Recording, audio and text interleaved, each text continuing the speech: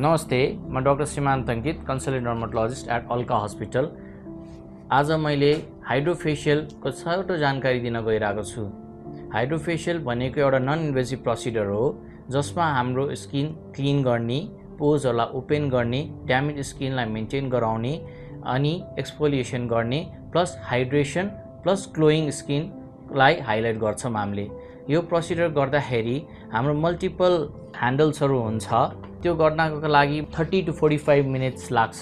त्यसमा पनि हाम्रो डिफ्रेन्ट किसिमको हाइड्रोफेसियल गर्छौँ, बेसिक, प्रिमियम र डायमन्ड, 3 प्रकारको हाम्रो हुन्छ। फर्स्टमा हामीले हाइड्रोफेसियलमा हामीले क्लिन्जिङ गर्छौँ। क्लिन्जिङ गरिसकेपछि स्क्रब गर्छौँ, थोरै मिनट 2-4 मिनट मसाज गर्छौँ। त्यसपछि मसाजको हेल्पबाट यहाँ हाम्रो मसाजर छ त्यसले मसाज गर्ने। त्यसपछि हामीले सक्सन गर्छौँ।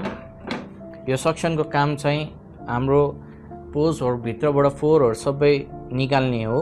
त्यसपछि हामीले स्क्रबिङ गर्छौँ।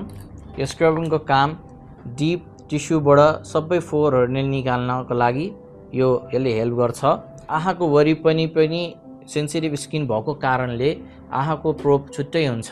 यसको काम चाहिँ स्किन इलास्टिसिटीलाई स्ट्रङ बनाउने, अलिकति रिङ्कल्स फ्रीहरूको लागि स्ट्रङ बनाउने र आँखाको डार्क सर्कल्सहरूको लागि चाहिँ ब्राइटिङ गर्नको काम गर्छ यसले।